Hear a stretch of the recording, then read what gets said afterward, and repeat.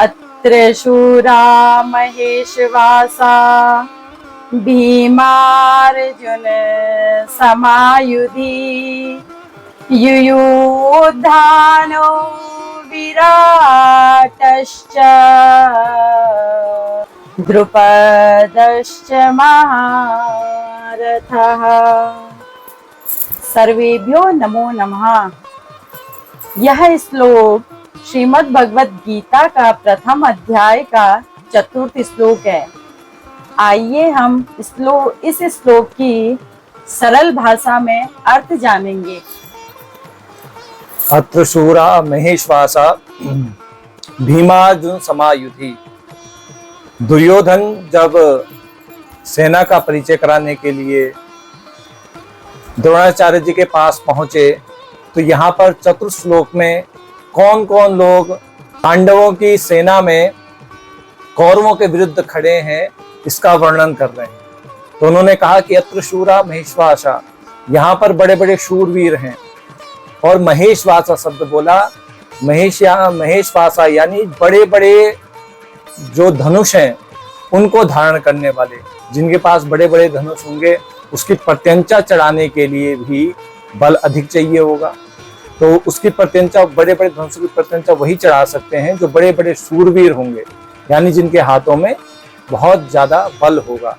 तो ऐसे लोग, और उनका विशेषण बता रहे हैं कि कैसे भीमार्जुन समायुधि, समा अर्थात समान, किनके समान है? तो बता रहे हैं कि भीम और अर्जुन के समान शूरवीर हैं। कैसे शूरवीर? अर्जुन ही कहते या फिर भीम ही कहते, लेकिन उन्होंने कहा कि भीम और अर्जुन के समान, अर्थात बाहु में बल किसकी तरह है? बोले भीम की तरह। और शस्त्र चलाने में किनकी तरह है? बोले अर्जुन की तरह। ऐसे शूरवीर गुरुजी हमारे विरुद्ध खड़े हैं। आप देखिए तो क्या पहला नाम वहां पर बोला कि युयुधानो सात्यकी, युयुधानो विराटश्च। तो युयुधान किसको कहते हैं? सात्यकी इनका नाम है। ये यादवों की सेना में सेनापति थे और इनके विशेषता ये थी कि ये जो है धनुष विद्या में बहुत पारंगत थे। और इसका बहुत बड़ा कारण ये था कि ये अर्जुन के शिष्य थे। तो युयुधान यहाँ पे शब्द बोला, वो इसलिए बोला कि देखिए तो सही, आपने तो अर्जुन पर अपनी समस्त विद्याओं को सिखा दिया अर्जुन को, और उनको ऐसा आपने प्रतिज्ञा ली है कि आपके समान यानी अर्जुन के समान कोई धनुर्धारी होगा ही नहीं। महाभारत पर्व में एक श्लोक आता है कि प्रयत्तिष्ये यथा तथा कर्तुम यथा नान्यो धनुर्धरा स्वत्वत्समा भविता लोके सत्यमेतद् ब्रवीमि। यानी कि आपके समान, अर्जुन के समान कोई धनुर्धारी होगा ही नहीं इस पृथ्वी पर। गुरुजी आपने तो इतनी कृपा कर दी अर्जुन पर, और अर्जुन की दृष्टा देखिए कि अपने शिष्य को आपके विरुद्ध खड़ा कर दिया। ये कहने का भाव था कि पहले किसका नाम लिया? युयुधान का, सात्यकी का। और ये बड़े महावीर थे। ये उन सूरवीरों में से एक थे जिन्होंने पूरा महाभारत का युद्ध लड़ा और जीवित रहे। उसके बाद उन्होंने नाम लिया विराट का। अब ये विराट कौन थे? विराट राजा थे जिस समय अज्ञातवास लिया पांडवों ने। तो अंतिम समय जब उनका था, उस समय राजा विराट के यहाँ जाकर के शरण ली पांडवों ने। सबने अलग अलग नामों से वहां पर सेवा करी। अर्जुन ने बृहन्नला के रूप में, एक किन्नर के रूप में वहां पर उनकी पुत्री को, उत्तरा को गान विद्या और नृत्य इत्यादि विद्या सिखा रहे थे। द्रौपदी वहां पर राजा की दासी बनकर, रानी की दासी, राजा की पत्नी की दासी बन करके वहां पर सेवा कर रही थी। सबके अपने अपने दायित्व थे। पांचों पांडव किसी न किसी स्वरूप में वहां पे रूप बदल करके वहां पर सेवा कर रहे थे। तो एक समय की बात है कि जो राजा का जो साला था, इसका नाम था कीचक। और ये कीचक जो था, इसकी कुदृष्टि पड़ी द्रौपदी पर।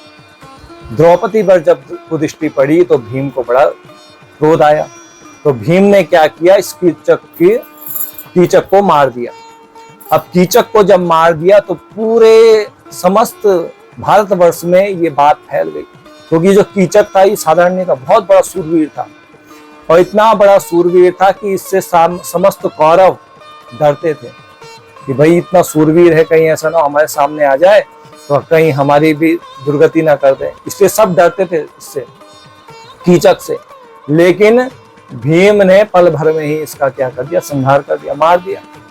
जब ऐसी बात पहुंची किसके पास, कौरवों के पास, दुर्योधन के पास पहुंची, तो वो बड़ा अचंभित हुआ तो उसने कहा कि भाई ऐसा ना हो, ये भाई साधारण वीर तो मार नहीं सकता, और छोटी सी विराट नगरी में ऐसा सूरवीर कौन आ गया जिसने कीचक को मृत्युदंड दे दिया, इसका मतलब हो ना हो वहीं पर पांडव विराजमान है, पांडव वहीं हैं।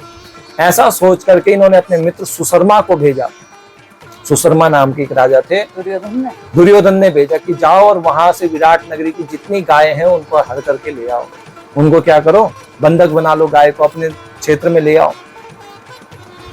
अब हमारे यहाँ तो गौ सेवा को ही प्रमुख रखा जाता है, और इस प्रकार से जब आपके क्षेत्र से कोई गाय ले जाए तो उसे बड़ा अपमान समझते थे। तो जो ग्वाल बाल थे वो पहुंचे राजा विराट के पास और बोले हमारे जो है गैया दे गए हैं, ऐसी ऐसी बात है।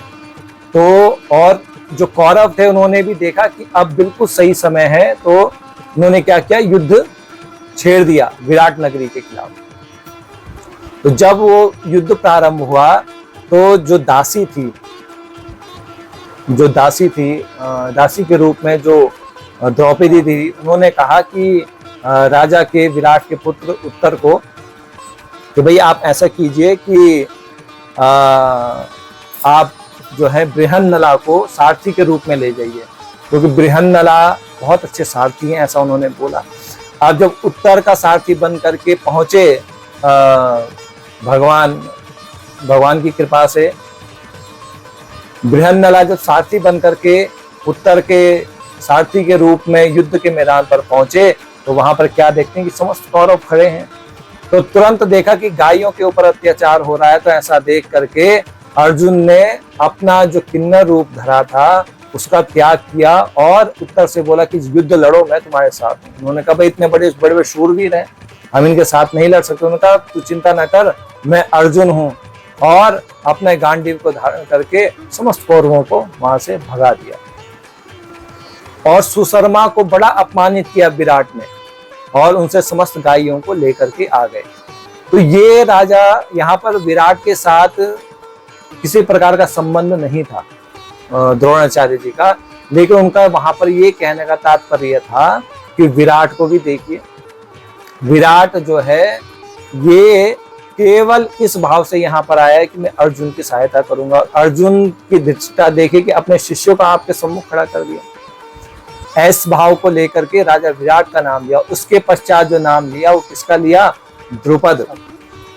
अब द्रुपद तो जानते ही हैं, द्रुपद और द्रोणाचार्य जी बाल सखा थे, और जब इन्होंने प्रतिज्ञा ली थी, बाल सखा में जब गुरुकुल में पढ़ते थे तो इन्होंने प्रतिज्ञा ली थी कि भाई जब मैं राजा बनूंगा तो तुम्हारी सहायता करूंगा, आधा राज्य तक दे दूंगा, ऐसी तक बात बोली थी। लेकिन जब राजा बन गए तो एक मित्र से मिलने के लिए या मित्र से सहायता मांगने के लिए द्रोणाचार्य जी इनके महल पर गए और बड़ा अपमानित किया इन्होंने कि तुम तो भिखारी हो और मैं कहाँ राजा हूँ, ऐसे भाव वहां पर बोले, जिसके कारण कि आगे की हमने कथा आपको सुनाई थी कल कि क्या क्या हुआ था। तो ये जो इसके बाद नहीं सुनी होगी तो वीडियो देखें, हाँ पुरानी आप देख सकते हैं, इससे पहले वाले श्लोक में बताया है। तो द्रुपद वहां पर विराजमान है और द्रुपद का नाम लिया कि देखिए आपका परम शत्रु, ऐसा शत्रु जिसने आपका वध हो ऐसा अपना पुत्र पैदा किया हुआ है।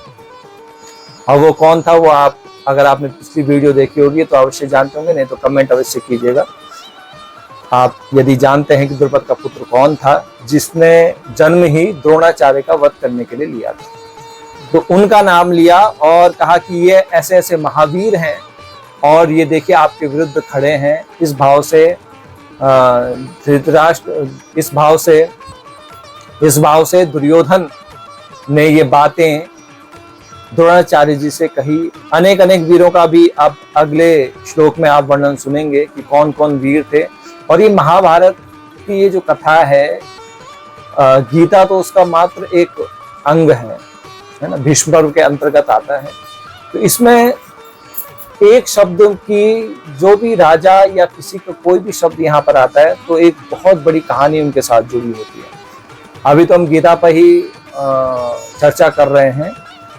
एक बार हम भी चाहेंगे कि जो महाभारत की जो समस्त पात्र हैं उनके बारे में भी एक वर्णन हम करेंगे आगे, कि महाभारत क्या था, कौन कौन से उसमें क्या पात्र थे, क्योंकि बहुत बड़ा ये विषय है और बहुत लंबी चौड़ी इसकी विषय वस्तु हो जाएगी। इस पे सूक्ष्म में हम बताने का प्रयास करेंगे और आप देखते रहें। हमारे इसी प्रकार की ज्ञानवर्धक वीडियो हम लाएंगे जो सनातन के प्रति हैं। अगले श्लोक में जो अन्य राजा हैं, कौन कौन राजा किस किस के खिलाफ खड़े हैं, इसका हम वर्णन करेंगे। और ऐसी वीडियो देखने के लिए धन्यवाद आपका, और हमें देखते रहें और हमें अधिक से अधिक सहयोग करें, फॉलो करें, सब्सक्राइब करें, शेयर करें। धन्यवाद।